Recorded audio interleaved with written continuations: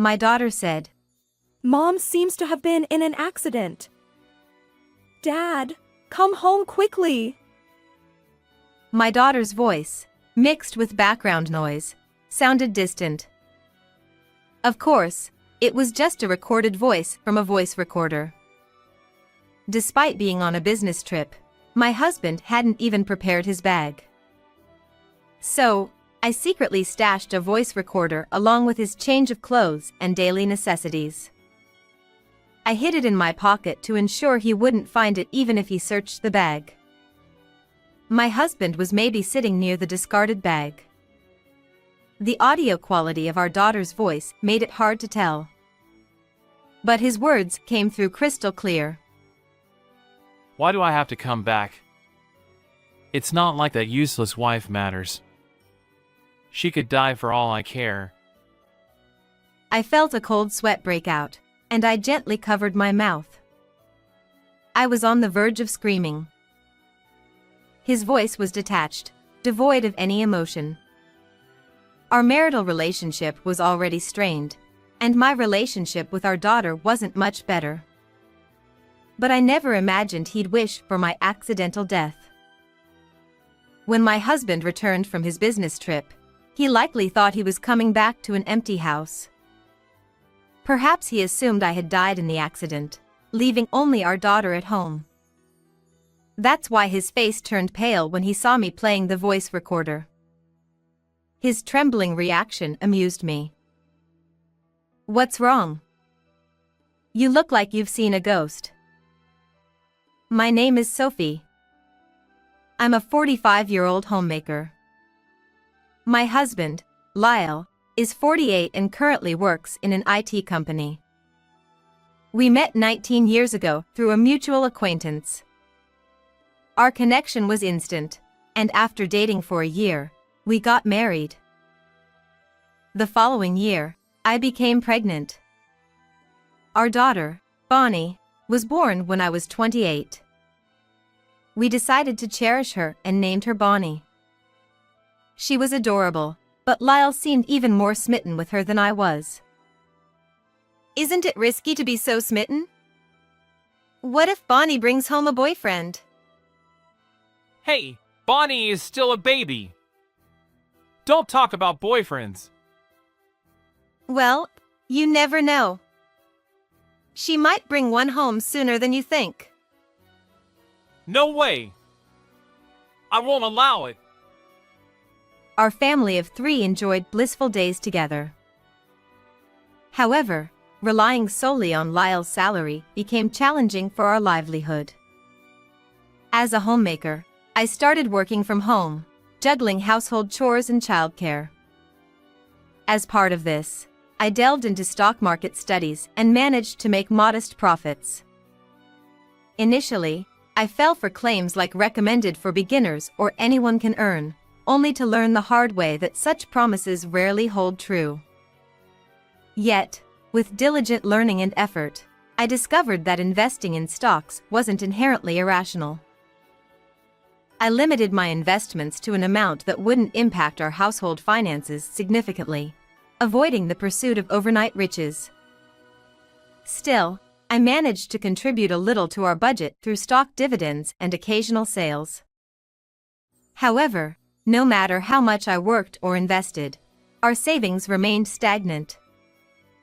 Oddly enough, there were even months when we operated at a deficit. The reason behind this financial struggle was our high school sophomore daughter, Bonnie. On Wednesday evening, I eagerly awaited Bonnie's return, having noticed something troubling. When I heard the familiar sound of the front door around the expected time, I rushed to confront her. I showed her the credit card bill that had arrived on my smartphone. Hey, Bonnie! Did you spend money on online games again? And buying new clothes too? I give you an allowance. Manage within that range. As the month end approached, I opened the credit card app to review the expenses before transferring the funds to the bank. To my shock, there were several unfamiliar charges, totaling over $1,000. Each one was related to in-game purchases or clothing stores I never frequented. Since these expenses were charged to Lyle's card, I initially suspected infidelity. However, Lyle rarely played games, and when I found clothes in Bonnie's room from the same stores listed in the statements, I knew the culprit. This is unacceptable. Spending this much again. This wasn't the first time Bonnie had overspent. She'd had a smartphone since 4th grade, initially for communication purposes. But by middle school, she became obsessed with online games. When she first asked if she could spend money on these games, I told her it was acceptable within her allowance. However, Bonnie gradually became more engrossed, secretly making in-game purchases without my knowledge. I told you, didn't I? If you ever spend money on games without permission again, I'll take away your phone for good. I said that, and Bonnie shouted angrily. Shut up, you old hag. You don't even work, so don't talk to me about money. What did you say? This card is Dad's, you know? I'm using Dad's money. Don't act so high and mighty, you jobless hag. Bonnie stood up and pushed my right shoulder hard. I fell on my butt and she looked down at me with cold eyes. It's the worst to hear the old hags yelling as soon as I come home. Ugh. I hate coming back to this house. Why don't you just disappear? Bonnie grabbed her bag and kicked my leg. She stomped up to her room on the 2nd floor. I sighed deeply in the empty entrance hall. Bonnie wasn't always like this. She used to be aware of how wrong it was to use her parents' money without telling them. She even checked with me how much she could spend with her allowance. But since she entered the 1st year of middle school, she gradually started to treat me with this arrogant attitude. Puberty and rebelliousness are not cute at all. The cause is Lyle. The day I first found out that Bonnie had secretly spent a lot of money on online games, I asked Lyle, who had just come back from work, to talk to her. He sighed softly and said, It's fine, isn't it? If Bonnie wanted to buy something, just let her buy it. You said it yourself. You don't want Bonnie to have a hard time. Was that just lip service? I do feel that way. But it's different to spend thousands of dollars without telling her parents. That's a month's worth of food. What? You don't love Bonnie? I love her and care for her. That's why I have to teach her how to use money properly. Right. As I tried to continue my argument, Lyle clicked his tongue and said, Stop it! I'm tired from work, you know. It's exhausting to hear you nagging. She used the phone payment, right? Then it's my money, so just shut up. I'm going to take a bath first, so get the meal ready. Lyle didn't scold Bonnie at all. He just despised me for being cold. I tried to have a discussion with both Lyle and Bonnie several times after that, but Lyle always said, It's my money, so it's fine. He didn't even pretend to discipline Bonnie. Of course, Bonnie became attached to Lyle, who spoiled her and cuddled up to him with a sweet voice. On the contrary, I got more and more unacceptable behavior from her, even considering her puberty and rebelliousness. But Lyle knew that if Bonnie kept spending money recklessly, it would naturally strain our finances. He blamed me for the cause. Do you have any idea how lucky you are to be a housewife thanks to me? Work a little and contribute to the household. Lyle said that I was the reason our finances were tight because I didn't work. Even though I showed him the statement in front of him, proving that I made over $1,000 this month from working at home and investing in stocks. He treated me like a money grubber. And he relied on my income from working at home and other sources. Yet, he dumped all the household chores on me, claiming that I was a housewife because I stayed at home.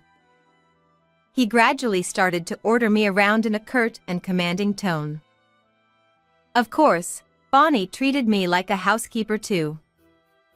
I used to say, "I'm not a housekeeper," to the two of them, but nothing changed. I was exhausted and decided that I couldn't stay in this house any longer. I started to plan my next move. One night, after months of living like this, I found a receipt for a brand name bag that Lyle had bought. I thought Bonnie had used it again, but I couldn't find the bag anywhere in the house. While he was in the bath, his phone notified me of something and I realized everything. "So you bought this person a brand name bag. You tell me to save money, but you spend as much as you want on some other woman." When I looked at Lyle's phone, there was a message with a lot of heart marks on the screen. It said that she received the brand name bag, thanked him, and asked him to book a hotel somewhere. The content was too obvious, and I could only sigh. Don't look at other people's phones without permission. You're a creepy woman. You're the creepy one for cheating on me. Lyle didn't admit to cheating, but he couldn't deny it when he saw the blatant message. He yelled at me with harsh words. That caused a huge commotion, and Bonnie came down from the second floor. Hey, can you be quiet? Bonnie's scowling eyes were only directed at me. She must have heard our conversation on her way down the stairs, but her cold gaze still pierced me. It's not cheating. It's a natural consequence.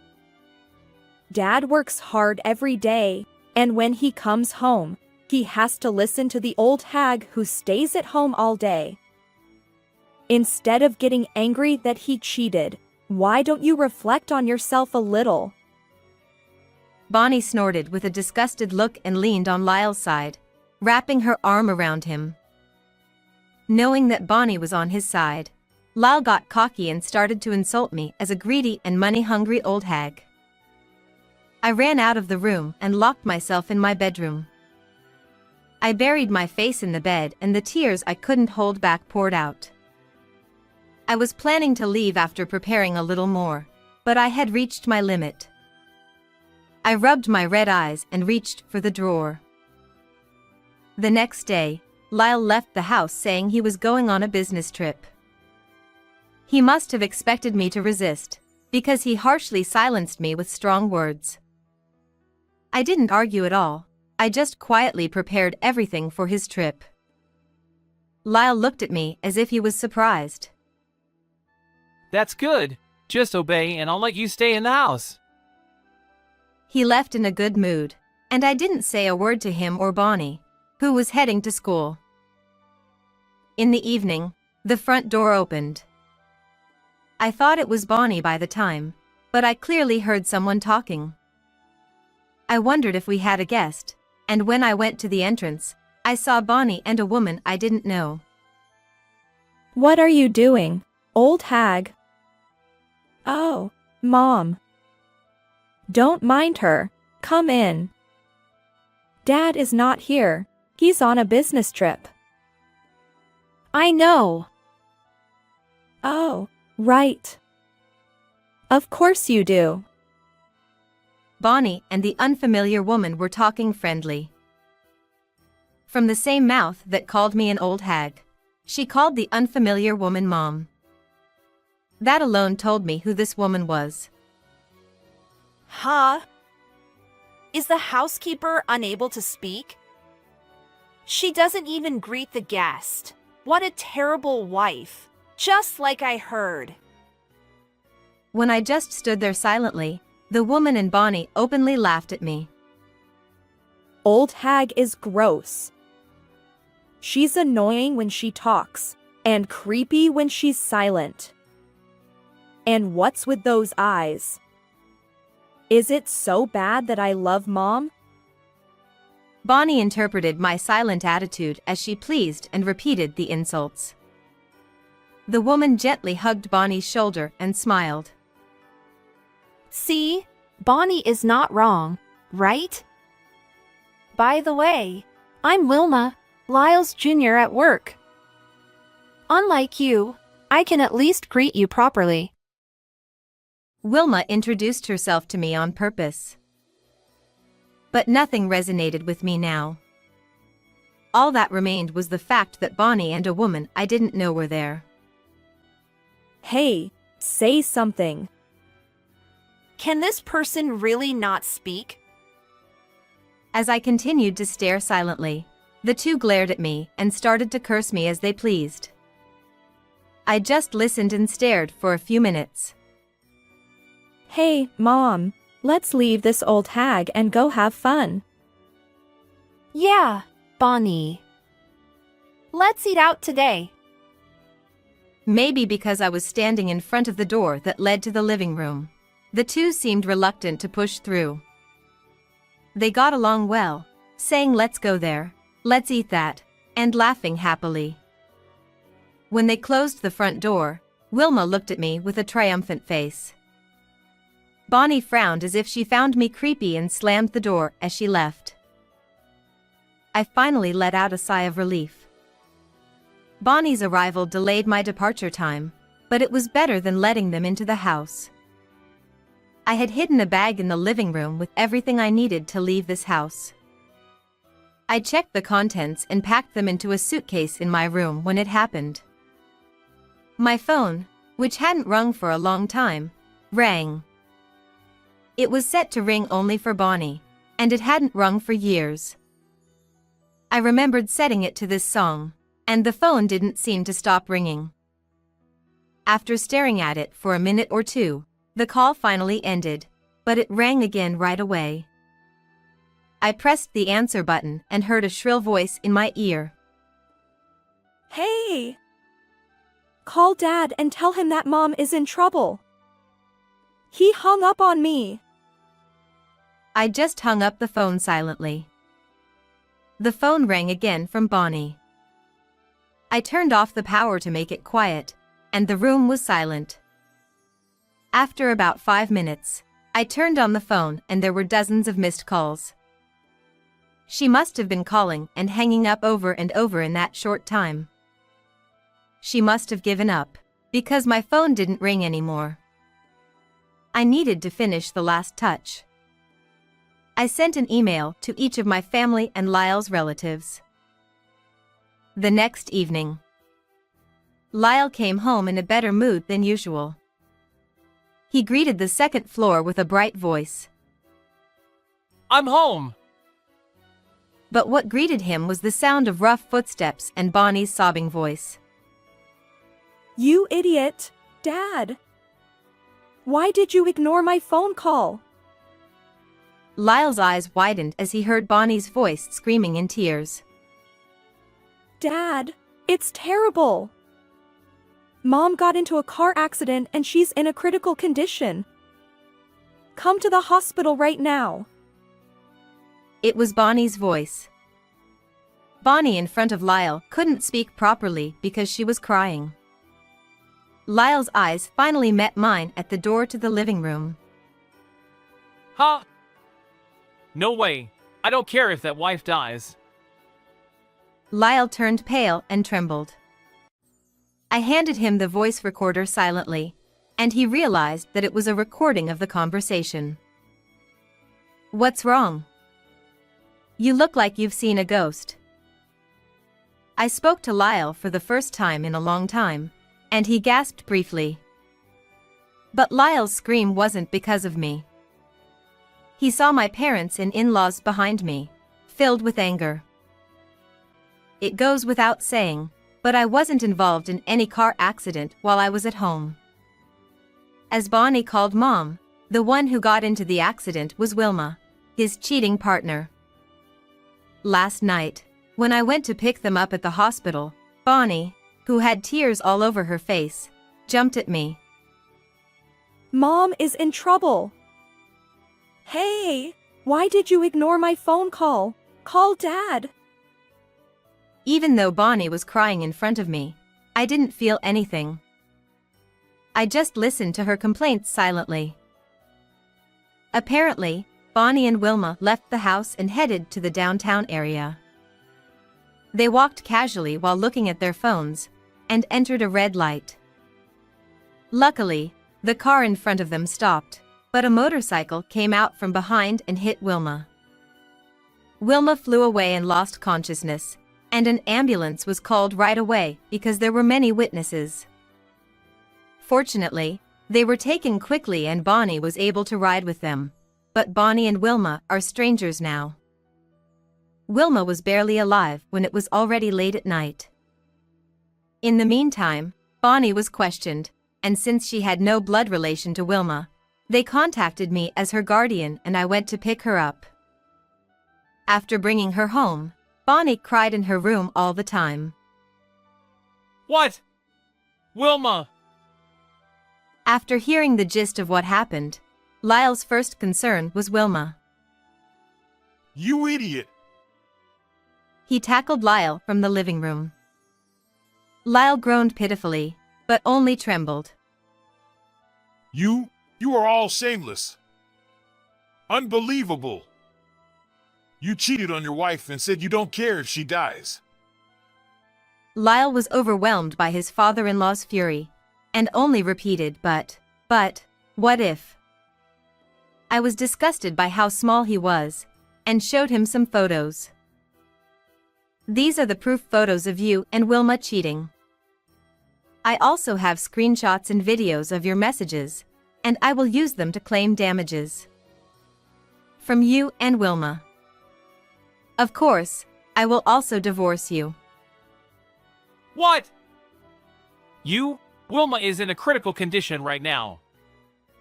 You are a devil for asking for damages. The devil is you.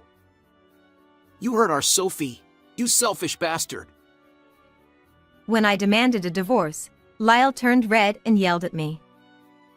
But he soon screamed and apologized under my father's pressure. Let's talk to a lawyer about the property division and custody. I'll tell you in advance, I don't want custody. You raise her. Huh? I heard a dumbfounded voice. Bonnie looked up at me with her mouth open. So I can live with Dad and Mom from now on. That depends on him and Wilma. My words made Bonnie overjoyed, and she clung to Lyle's hand. My parents and in-laws looked down at them with indescribable expressions. Of course, I'll support Wilma. You cold-hearted woman, I'll divorce you right away. Bonnie sided with him and Lyle pointed at me. My father-in-law stepped in and apologized to me. Sophie, I'm truly sorry for what he did. Thank you for taking care of this foolish son of mine. Hey, Dad! What are you apologizing for? Don't call me Dad. I'll cut off all ties with you today. And Bonnie, you don't intend to apologize to Sophie, do you? Why do I have to apologize? My father-in-law clenched his teeth and sighed deeply. My mother-in-law gently stroked his shoulder. Then, we'll lose our son and granddaughter. Goodbye, you too. Take care. Huh? Grandma, what are you saying? Seeing them like that, my parents nodded to each other. We don't want to see your face again either. Bonnie, live well. We don't have grandchildren anymore. Grandpa! At my father's words, Bonnie looked at him with a puzzled look. Without apologizing, Lyle took Bonnie and ran to the hospital where Wilma was. After that, I sued Lyle and Wilma for $30,000 each in damages. Wilma hired a lawyer and the amount was reduced, but I was glad to get anything. Wilma survived, but she was left with a serious disability in her lower body. It was her fault for walking with her phone and entering a red light. The motorcyclist was furious. Wilma insisted that the vehicle was always at fault in a car and pedestrian accident, so the negotiations were difficult. It was hard for her to work as before, and she had to deal with the motorcyclist and the damages to me. She would want to reduce the costs as much as possible. On top of that, the three of them broke up soon after they started living together. Lyle was desperate for work because he had to support the household. Bonnie had to study because she was preparing for college entrance exams. Wilma couldn't do anything without someone's help, so she had no choice but to rely on them. They all got stressed out and Lyle and Bonnie had a big fight. How do you think we can live if I don't earn money? Hire a helper or something and take care of her at night. She's your wife. You should look after her. The money kept decreasing and the relationship got worse day by day, and finally Lyle and Bonnie ran away, leaving Wilma alone. There was no one to take care of her, so she was able to receive public services preferentially, but her life changed drastically from being pampered. Wilma found out that Lyle and Bonnie betrayed her and started to follow them around in a wheelchair. It's your fault that I became like this. Do something about it. I shouldn't have gotten involved with you and been sued for damages. Wilma didn't just yell outside the house, but appeared in front of them anywhere. She also barged into the company where Lyle worked with her wheelchair, and ambushed Bonnie in front of her school. Lyle and Bonnie became the talk of the neighborhood, and Lyle finally quit his job. Bonnie was living a lonely high school life. Lyle quit his job and lost his income source, and Lyle and Bonnie were in trouble. Why did you quit your job? Go work. What did you say? If you say that, why don't you do a part-time job or something? Lyle and Bonnie blamed each other here too. And Lyle couldn't find his next job easily, so Bonnie's college expenses were doubtful. They got sick of the daily hardships and moved to a place where Wilma couldn't find them, and started to live a poor life. But in just a few weeks, Lyle and Bonnie couldn't stand the poverty and came to me. They told me their situation in tears, but I didn't feel anything. But when I was silent, Bonnie got heated up. She glared at me. It's your fault that I became like this. If you didn't complain about me spending money on online games and clothes, this wouldn't have happened. It's the parents' responsibility to raise their children, right? If you had raised me properly, I wouldn't have turned out like this. What? Instead of apologizing, Bonnie vented her anger at me. Doesn't she ever reflect on what she has done? And then Bonnie threw a shocking line at me. I wish you had been in an accident. You owe me money for ruining my new family. I felt like my brain was shaking from the shock. I worked from home and studied stocks to make ends meet, and I always saved money by giving up what I wanted to buy and do, and I cooked and cleaned no matter how tired I was. I regretted that all the time I had devoted to these people was a waste. I closed the front door. Lyle put his finger on the door and tried to force his way in. Give me money and I'll leave. You're still doing that clicky thing, right? Give me the money you earned from that. That's right. If you're making money from stocks while living with your parents, you must have a lot of money. And living with your parents, what a good deal you have. I heard their words and felt something snap inside me. Get out! Get out of here! Don't show your face! I'll call the police. I said in a trembling voice, but firmly. They must have been surprised by my comeback. Lal tried to calm me down with a sweet voice. Hey! Sophie, I'm sorry. I was wrong. So, give me some money. Police! Damn! What the hell? Annoying. It's your fault. Lyle and Bonnie cursed and left. In the end, they were only after money and left as soon as they were intimidated. Bonnie never apologized to me. I had no feelings for them left. 2 weeks later, I started going to mental care at the suggestion of my parents.